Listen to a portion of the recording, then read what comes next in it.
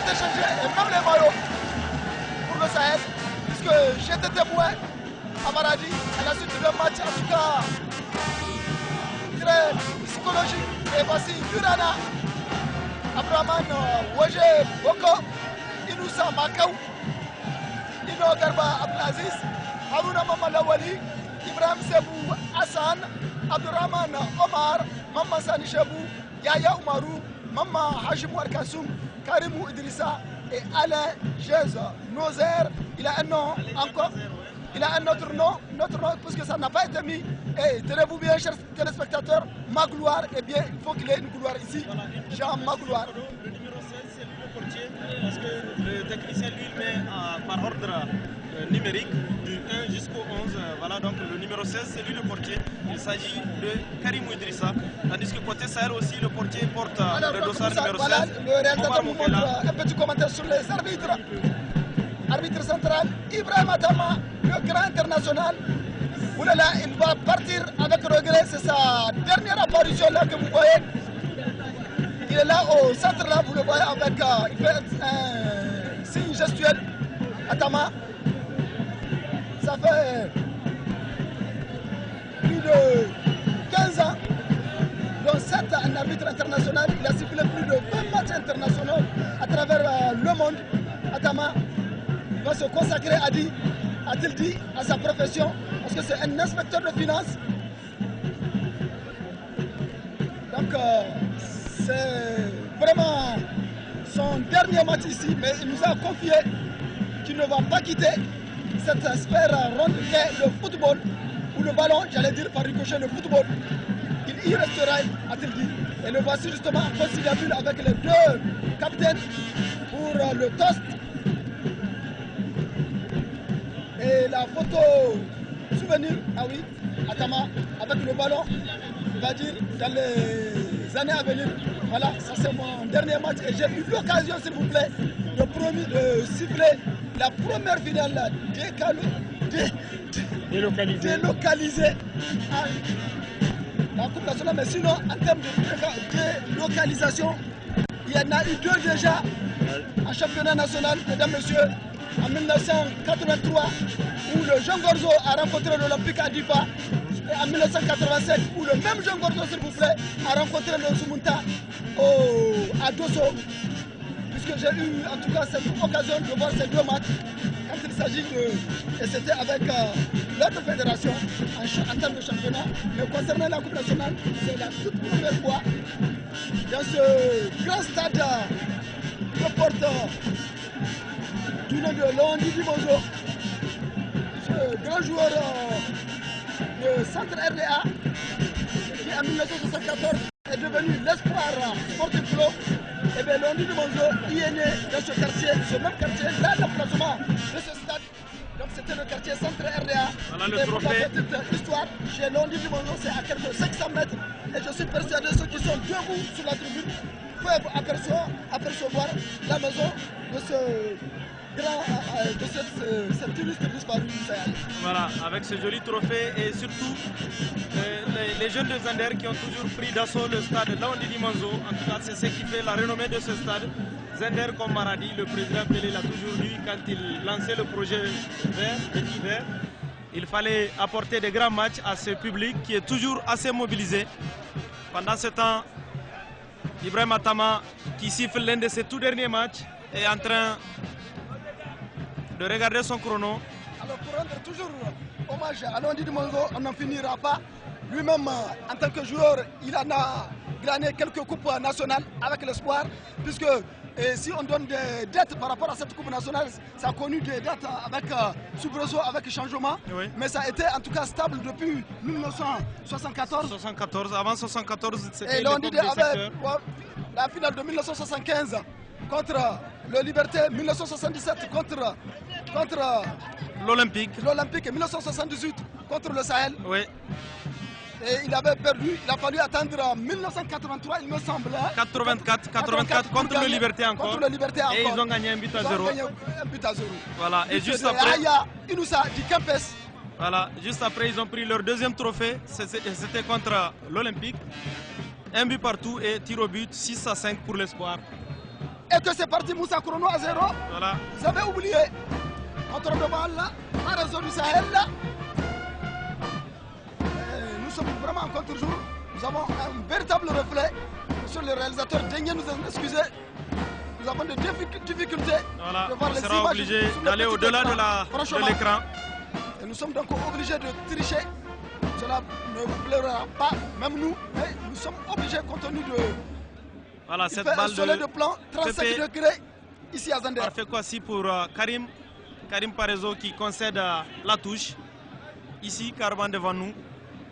Il faut dire que c'est une finale inédite étant donné que le Sahel a disputé déjà 14 éditions de finale de Coupe nationale avec 12 victoires sur 14. Tandis que l'Urana dispute sa toute première finale de Coupe nationale. Même si Koné l'a dit, ils ont joué la Coupe Ali Chaibou contre le Sahel. C'était pas tellement officiel. Voilà, c'était pas la Coupe nationale. Voilà, à la lutte, le numéro 4 de l'Urana, Hiro Garba Abdelaziz, voilà, qui récupère la balle. Il est au niveau de la ligne médiane, passe en retrait. Attention, les Sahéliens ont failli récupérer avec notamment Moussa Bermini qui est passé à côté. Et Parezo qui ne se fait pas prier. Quelques petites remarques Moussa Aya avec des petits numéros, l'Urana, des numéros de la discipline du handball. Il sera difficile. Surtout pour nous, Ah oui. contrairement au Sahel où vous voyez à très gros plan les numéros qui apparaissent sans problème. Mais c'est que partie remise. Une balle en retrait pour Koné, Jean-Marcelin, le défenseur central du Sahel qui a perdu, et ce sont les joueurs de l'Urana qui vont repartir. Bien entendu, nous serons accompagnés dans cette narration avec le doyen Garba Mankabirou et avec le Benjamin Mamadou Chingare, les deux anthropologues. Et par Akou vont intervenir. Voici une longue transversale pour le Sahel avec Moustapha Ensemble. Première intervention est notée quelque part à Garba Mankabirou. C'est le premier corner de la partie. Voilà, oui, une frappe anodine de Moustapha, repoussée par le portier de l'Urana, Karim Idrissa. Il a voulu s'en saisir en 2 temps, mais c'était déjà sorti, ça n'a pas échappé à Tini Tondo Amani, le premier assistant. Voilà, c'est parti avec le dossard numéro 4, Raimou, repoussé. Ça va revenir dans les pieds de Wassiou Olade. Wassiou qui perd cette balle. Voilà, touche au bénéfice du Sahel avec le dossard numéro 5, Karim Parezo.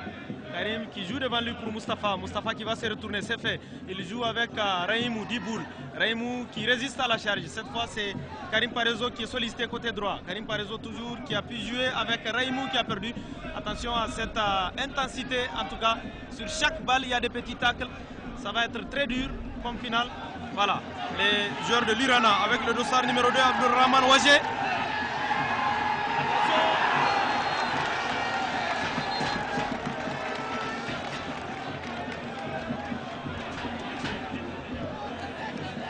Il y avait une position d'hors-jeu de Ibrahim Seydou Hassan, le dossard numéro 8. Moussa, il y a encore une autre remarque. Au point de vue fraîcheur physique, le Sahel est beaucoup plus en forme. Pour la bonne et simple raison, nous avons connu ce que l'effort qu'a fourni l'Urana. Oui. Ils sont venus hier seulement, je les ai vus passer, il était aux environs de 18 h lorsqu'ils sont venus ici à Zender, contrairement au Sahel qui était à Maradi tout proche, 200 km. Voilà, dès le lendemain, ils ont venus, oui, mis le cap sur Zender alors que l'Urana a joué sa demi-finale à Niamey. Il lui a fallu plus de temps. En tout cas, pour l'instant, après un peu plus de 4 minutes de jeu, il faut dire qu'aucune des deux équipes n'a encore pris le dessus. Oui, un réel ascendant en tout cas. Alors que Massi connaît. De l'autre côté, la jonction est faite. On revient, ne prend pas de risque. Omar Moukela est ressollicité. Pas de solution apparemment. Il se décide, il ouvre latéralement à gauche pour revenir à Koné. Koné Jean-Marcelin toujours qui joue avec Parfait Kwasi. Pépé pour qui? Moustapha en retrait. Moustapha, Pépé. Pépé, Moustapha. Ah, ça combine bien côté sahélien. C'est Sambo Bogba, le numéro 10. Mais Wassiou Olade n'y était pas au rendez-vous. Il y avait une charge depuis derrière. Sur un défenseur central. Et c'est l'Urana que vous voyez Moustapha Mamadou en gros plan du Sahel Sporting Club. Réparation de préjudice. Voilà le capitaine de l'Urana. Une petite poussette c'est vrai dans le dos. C'est Pépé qui a commis la faute. C'était inutile. C'est donné un avantage à l'adversaire. C'est assez intéressant. Oui. Comme coup franc, quand bien même excentré. Une trentaine de mètres en tout cas. Oui, 30 mètres. Qui se charge de l'exécution.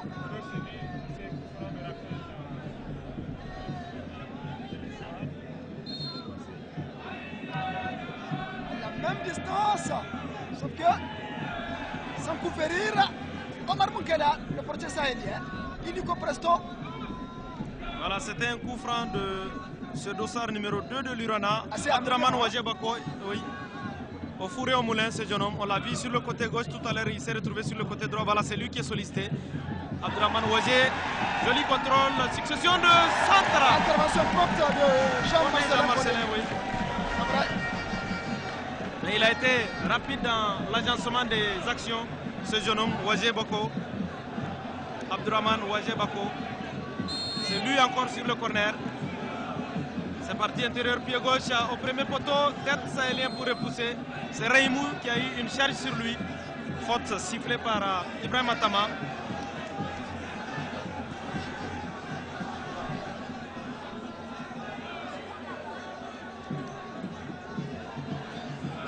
Il faut dire que le Sahel est détenteur de ce trophée. Remporté la saison dernière face à Jean Gorzo. Voilà pourquoi on disait que la demi-finale contre Jean Gorzo c'était une réédition de la finale de la saison dernière. Avant le Sahel, il y avait l'AS Fan qui l'avait remporté à 2 reprises. Avant l'AS Fan, c'était l'AS Police. 2-0 contre la Kokana. Doublé pour le championnat. Depuis lors, l'AS Police Chute s'est libre. vraiment couché. On l'a couché, même rivé, cloué sur ses lauriers. Conséquence, l'AS Police s'en va en deuxième division. Oui. Et nous osons espérer que l'AS Police va faire autant que l'Union Sportive. Attention, Atama va sortir. Le premier carton, c'est fait. C'est fait, c'est Pépé, je crois. Premier carton. Parfait, Kwasi. Premier carton à la 8e minute.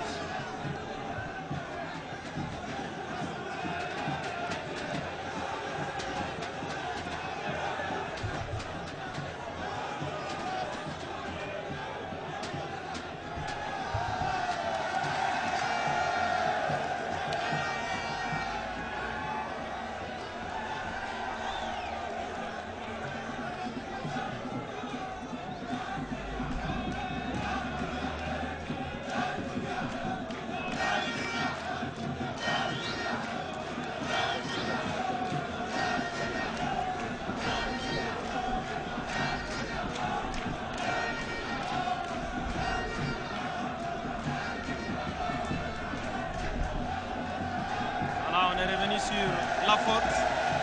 Ils sont toujours au chevet du joueur fauché. C'est plutôt un joueur sahélien qui est fauché. Comme je voyais Pépé aux environs, je m'attendais à une faute de Pépé.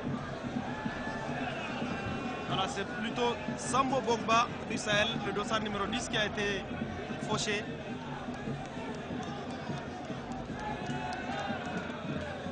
On va vérifier à qui le carton jaune a été brandi. On a joué rapidement le coup franc des Sahéliens. Position d'hors-jeu signalée par Ibrahim Atama. 9 minutes de jeu, mesdames, messieurs. Une certaine alternance pour cette finale. Quelque peu timide. Avec, oui. Le maître à jouer de l'Urana FC, c'est ce petit numéro 2. Ouaje Bako, voilà, il est sollicité de l'autre côté à droite. Mais les Sahéliens vont repousser avec Karim. C'est plutôt le dossard numéro 3 du Sahel Sporting Club, Aboubakar Oudou. Voilà, cette fois Moussa Bermini qui est sollicité côté gauche. Moussa Bermini, dos au but, il arrive à s'appuyer sur Oudou. Joli tacle du capitaine de l'Urana qui ne donne rien. Voilà, Karim Parezo pour le Sahel. Regardez Bourouski, c'est mélanger le pédale. Et voici Lurana. Lurana avec Ibrahim Seydou Hassan. Ibrahim Seydou Hassan.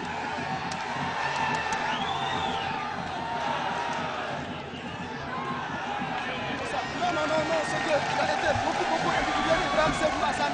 C'est vrai. Ibrahim Seydou Hassan, il a fait beaucoup de conduite de trop, alors qu'il pouvait lâcher le ballon. Oui, il a été quelque peu gourmand. Et c'est une frappe de Wisdom Paul Benjamin, dossard numéro 12. Wisdom en anglais ça veut dire sagesse. Sagesse.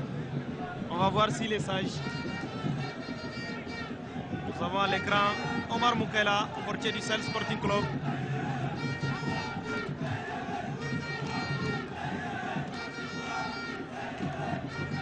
Voilà, Lurana à la récupération avec cette balle jusqu'à Seydou. Seydou, mais Omar Moukela est propre. Anticipé et blocage impeccable du gardien Omar Moukela. Assez autoritaire, il faut le dire. Il le fallait de la manière dont Ibrahim Seydou Hassan avait été lancé. N'eût été cette sortie prompte dans les pieds. Il n'y avait rien à faire pour... Parce que la défense sahélienne a été prise au dépourvu.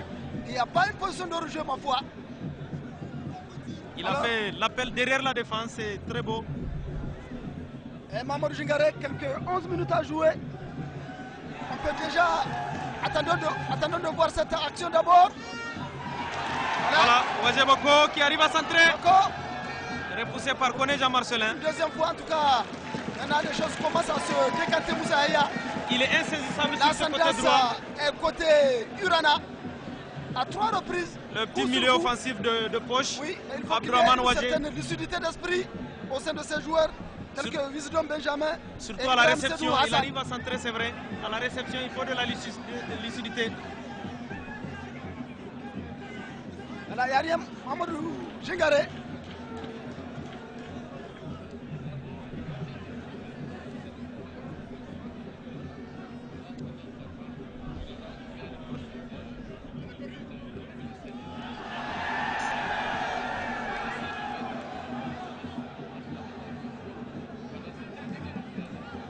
Un peu plus pressé, c'est vrai.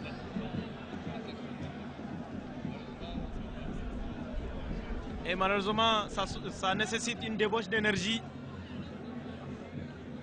Ça va être difficile.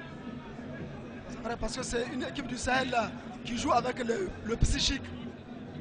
En tout cas, ils m'ont trop impressionné à Maradi. Ils étaient restés de marbre. Voilà, déviation de Wisdom. Voilà, la le machine même schéma, de Lurana, le même schéma avec cette fois-ci Yaya Oumarou. Belle couverture de Parezo, le latéral droit sahélien. Son expérience compte beaucoup. Il a beaucoup. joué sans jouer avec le ballon.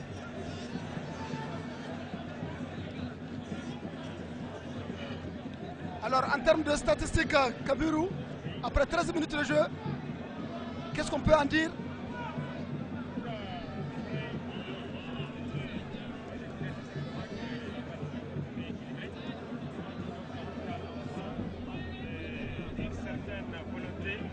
En tout cas, de signer en tout cas, la différence, de faire la différence. En tout cas, je dirais que les 13 premières minutes, en tout cas, les deux équipes, l'Urana et le Sahel, s'entendent, en tout cas, ont fait jeu égal. Et à la différence, je crois que, en tout cas, le Sahel a un jeu plus licite, mieux appliqué que l'Urana. L'Urana qui a tendance à vouloir aller vite en besoin. Et tout en oubliant qu'il sort en tout cas d'un grand match il y a tout simplement 48 heures et d'un long voyage qui l'a conduit donc d'abord de Arlit, Niamey, Niamey, Agadez, Agadez, Zender. Vous voyez, alors là les muscles peuvent lâcher à tout moment. Voilà, débauche d'énergie. Mais quand même, ils ont choisi la percussion. Physique, ils ont choisi la percussion. Ouais.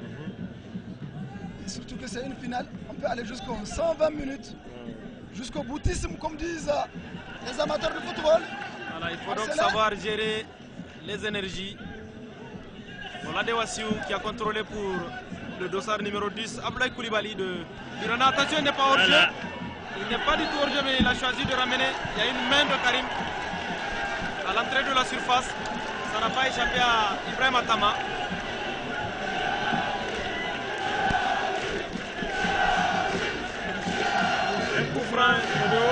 intéressant dans l'axe. Très intéressant.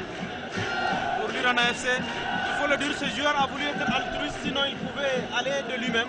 Il a été lancé un peu derrière la défense, c'est là que le Sahel doit faire attention. Le Sahel a tendance à jouer la ligne, mais Il y a 3 cas. voilà, ils ont des appels intéressants dans le dos ralenti est assez formel. Oula. Voilà, ils appellent dans le dos de la défense. Heureusement pour la défense sahélienne, ce joueur a voulu être altruiste et chemin faisant, le capitaine Karim Oumarou a manipulé la balle, ce qui lui vaut ce coup franc intéressant dans l'axe, juste à l'entrée de la surface. Un coup franc qui rappelle un peu le premier but marqué par cette même formation de l'Urana contre la Nigeria en demi-finale. Le premier but était marqué sur un coup franc au niveau de la même distance. Voilà. Finale, retour. Voilà, donc Voilà, attention les Sahéliens. Il doit être travaillé, ma foi. Ils sont deux. Ils laissent au dossard numéro 4. Grosse frappe qui passe à côté. Il s'agit de Hiro Garba Abdelaziz. L'intention était bonne. Il a d'abord la feinte de Ibrahim Seydou Hassan, mais la frappe extérieure pied droit de Hiro Garba Abdelaziz. C'est vrai, Omar Moukaila, le portier du Sahel, a bien suivi l'action, mais ça aurait pu le tromper. Voilà. Un bon gardien, il a formé son mur et le tireur est obligé de contourner le mur. Et en contournant le mur, le ballon doit être excentré et il n'y a pas beaucoup d'inquiétude par rapport à cela. Voilà, Parce que Ralenti a montré surtout au portier de l'équipe nationale junior contre le Sénégal. c'est clair parce qu'on dit qu'en termes de mur, le gardien, c'est comme l'architecte de ce mur. Il en est responsable si ça s'effondre. Voilà. C'est clair puisque c'est lui qui l'a conçu. Contre-attaque. Voilà l'Urana qui revient encore avec ce diable de Ibrahim Seydou Hassan qui arrive à se retourner. Il s'appuie sur Abdourahman Ouadjé Bako. Côté gauche, il arrive à centrer. La balle a mordu. Alors l'Urana prend un bon plaisir là sur le flanc gauche. Donc ils essaient toujours de contourner le latéral droit par réseau. Mais Ils ont attention, réussi à 2, 3, 4 reprises. Abdourahman Ouadjé Bako, il est au four et au moulin. Attention à l'épuisement. À gauche comme à droite, il a centré au moins 2 fois sur chaque côté. Il s'appuie toujours sur le très bon jeu de Ibrahim Seydou Hassan. Balle au pied, en tout cas, il est intéressant ce joueur. Il arrive à poser la balle, à se retourner pour regarder ceux qui sont à côté de lui. Voilà la machine de l'Urana aussi qui repart avec Abdourahman Oumar, Fauché. Rapidement joué. Passe à 3. Alors la pression maintenant est dominante hein, pour l'Urana. Oui, après le premier quart d'heure, l'Urana qui prend le dessus, attention. C'est bon, retour défensif.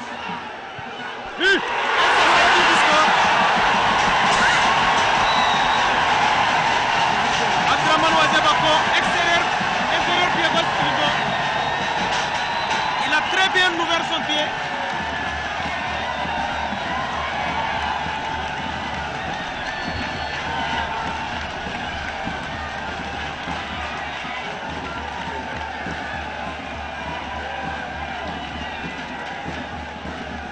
Voilà, retour au calme Moussa. Parce que ce brouhaha est facile de ralentir. Il est embarqué. C'est Aboubakar Oudou dans la tentative de défendre son camp.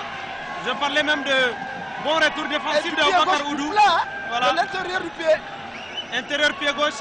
Il a très bien ouvert son pied et il a eu le petit filet côté gauche, en tout cas presque. Et il a eu un coup d'œil. Un coup d'œil alors là.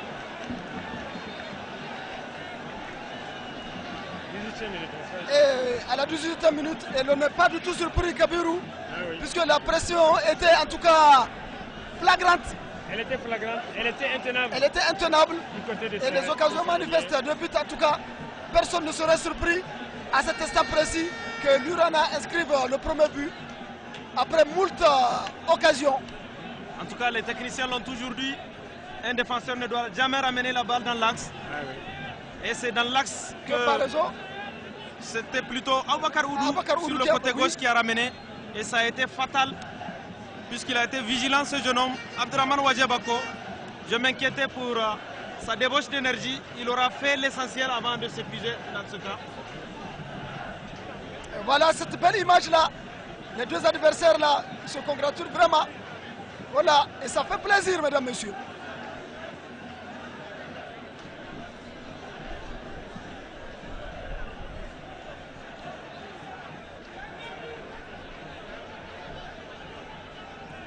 repartir au niveau de la ligne médiane, dans le camp sahélien. Et pour l'Urana, en profondeur, et de la tête, on propulse. En tout cas, les joueurs de l'Urana, ils ont en tout cas ce loisir maintenant de manier le ballon comme ils le peuvent, comme ils l'entendent. L'Urana, qu'il faut le dire, a séduit le public. Vous avez vu la joie après le but de Abdraman Ouajé Bako. Voilà ce jeune homme très petit de taille mais qui n'hésite pas à aller au duel. C'est encore Le numéro 8. Ibrahim Sebouassa. En tout cas, à 99% tout réussi pour l'Urana. On l'a dit, c'est la revanche de l'Urana. Ah oui. Avec son entraîneur Rabi Ousmane, qui a fait au moins 7 ans au niveau de ce club en tout cas. Ça fait longtemps qu'il est sur le banc de l'Urana. Alors donc, le cher Rabiou va récolter peut-être Son premier grand trophée national. le fruit de ses efforts. Parce une contre-attaque menée par les Sahéliens avec Oudou. Wassiou Olade sur le côté gauche qui arrive à se défaire de son vis-à-vis. Wassiou sollicité à nouveau. Par Barmini. C'est un ballon en cloche qui de passage a ricoché sur un joueur de l'Urana. Rapidement joué. Corner à la remoise. Avec Oudou. La poitrine. Et là, position de jeu. Retour de Barmini, c'est vrai. Un retour de jeu. Il a eu la très bonne idée de placer de la poitrine à Raïmou Yaya Diboul. Mais Et de par sa position, il revenait d'une position voilà, nette dans le jeu. tirer profit. C'est ce qu'il ne fallait pas faire.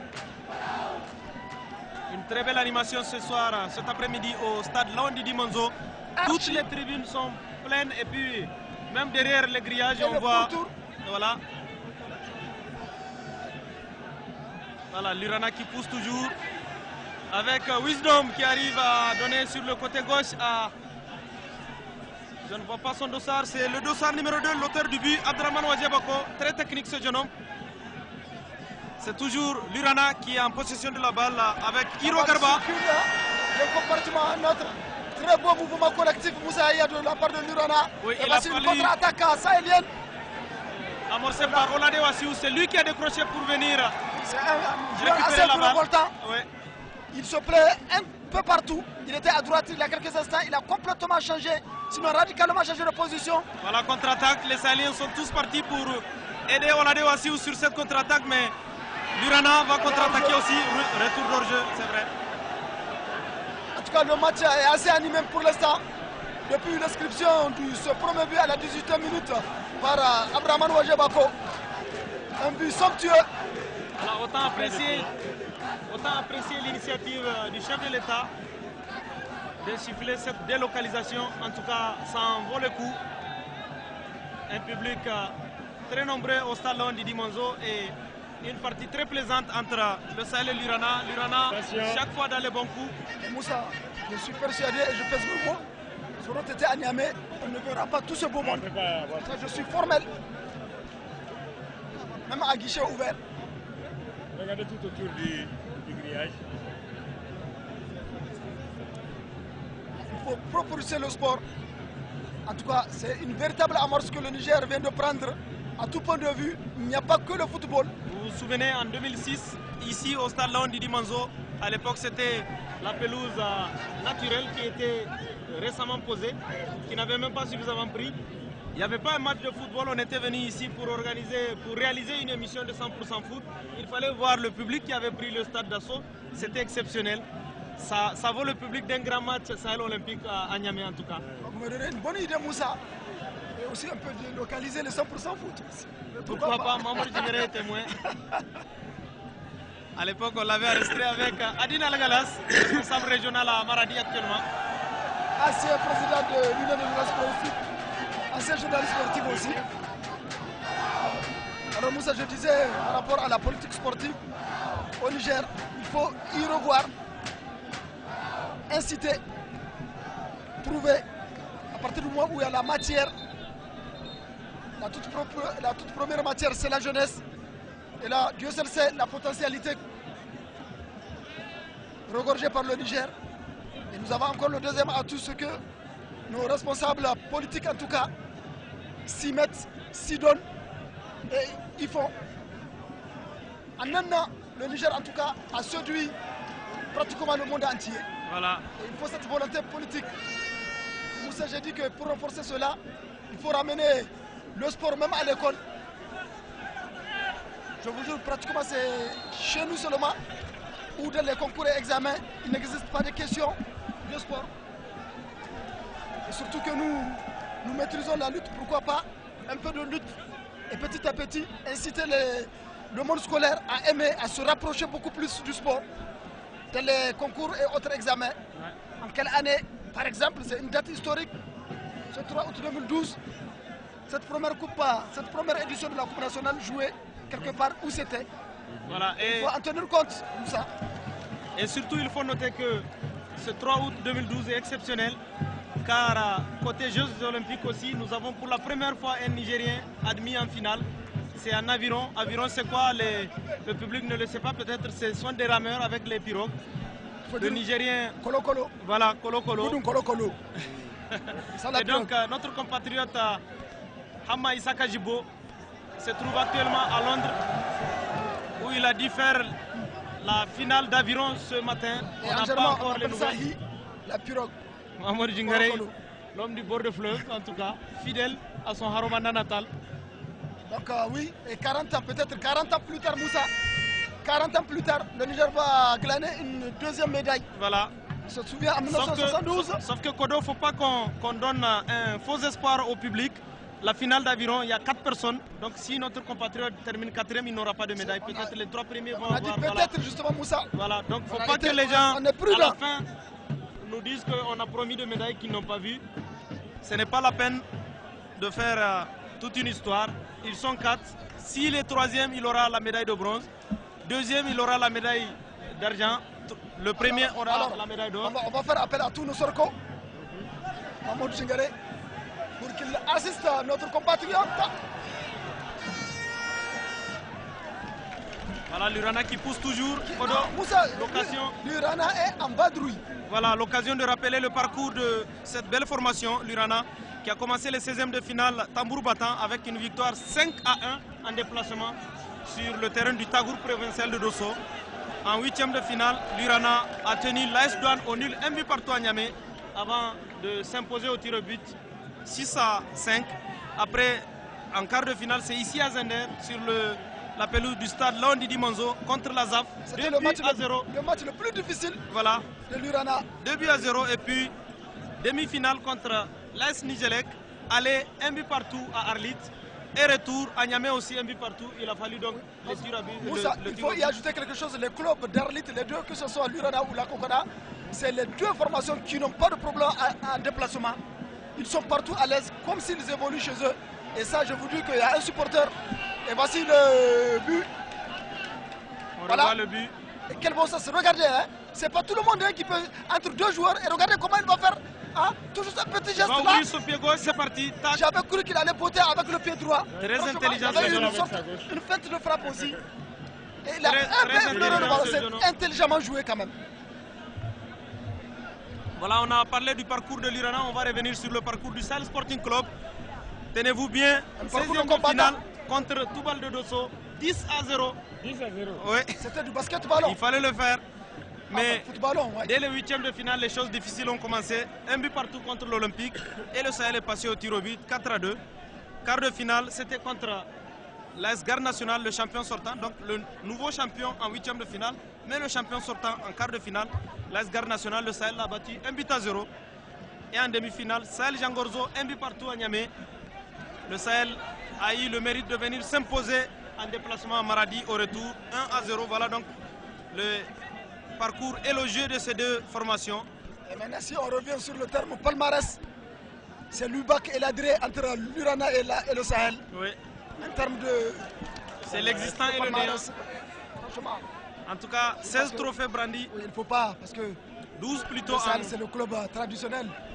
Le Sahel est devenu Sahel déjà avant le secteur 3. Déjà en 1974, c'est en ce temps-là que le Sahel est devenu Sahel Sporting Club. Le transfuge du Sahel et du secteur 7. Et de l'autre côté, le secteur 6, qui est devenu l'Olympique. L'Olympique. Et je vais vous faire confidence, Moussa. Cette même année, en 1974, le centre RDA ici à Zender avait pris le nom du Sahel Sporting Club. On a dit, ah, c'est trop tard, parce qu'il y a un club de Niamey qui a pris le nom. C'était l'Espoir. Et l'Espoir a dû changer, sinon l'Espoir allait s'appeler Sahel.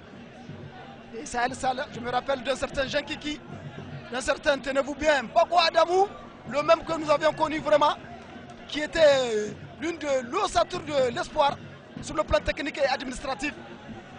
Vous en savez quelque chose, Garba Kabirou? Je sais que peut-être ce que je veux faire comme confidence, c'est que les gens ont tendance à dire Espoir Football Club, mais légalement c'est Espoir Sporting Club. Puisqu'à un moment donné, il y avait le basket, il y avait l'athlétisme, ça j'en sais quelque chose. Ouais, voilà, il revient d'une position litigieuse, Abdelrahman Oumar. Le Sahel, il faut le rappeler, à l'époque des secteurs déjà a brandi le trophée une fois en 72, ensuite 73, 74, 78, 86, 87, 92, 93, 96, 2004, 2006 et 2011. Voilà ce qui fait 12 trophées en 14 finales. C'était dans les années 70, au moment où le Niger avait pris de l'amorce. À l'aube de l'indépendance, ça, il faut le dire. À l'ère Jori Amani, c'était vraiment le départ. À tout point de vue, le Niger s'imposait. Mais le problème du Sahel, c'est surtout au niveau il des faut le compétitions reconnaître avec le continentales. mouvement de la jeunesse. En tout cas, c'est surtout au niveau des compétitions continentales que le Sahel piétine. Il n'arrive pas à franchir le cap des quarts de finale, ce que l'AS Fan a fait aisément il y a 2 saisons. Mais ce que surtout le Zumuta Athletic Club a fait, c'était le premier en tout cas à l'avoir fait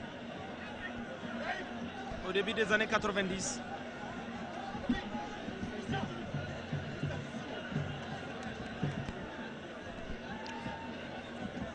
Voilà, il va marcher.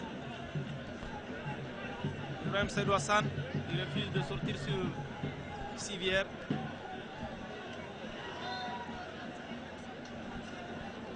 Je parlais tantôt d'épuisement et lui et Wajé Boko, le numéro 2, vont énormément s'épuiser parce qu'ils sont au four et au moulin. Voilà, c'est le capitaine de l'Urana qui rend la balle au capitaine du Sahel. Ibrahim Iliassou, dossard numéro 17, qui a remis à... Marsa qui combat le cuir. Ouvre pour Mustapha. Esselé. Alors en cloche. Un duel en tout cas gagné. C'est Moussa Barmini qui a résisté un peu à la charge. Si ça se dit, hein? Oui. Attention! Oh là! Impérial! Karim Idrissa. Il faut dire que Oladé Wassiou n'a pas tellement appuyé cette tête. Le n'était pas appuyé. Il l'a un peu caressé. C'était un centre de Mustapha sur le côté droit de Sar numéro 11. Oui, mais il ne faut pas aussi perdre de vue la classe de ce gardien, Karim Idrissa. Il a été l'artisan en tout cas de tout ce parcours, quelque peu de l'Urana. Kodokan Moussaya parlait tout à l'heure de la première victoire des Sahéliens contre l'équipe de Dosso, je crois. 10-0, ça m'a rappelé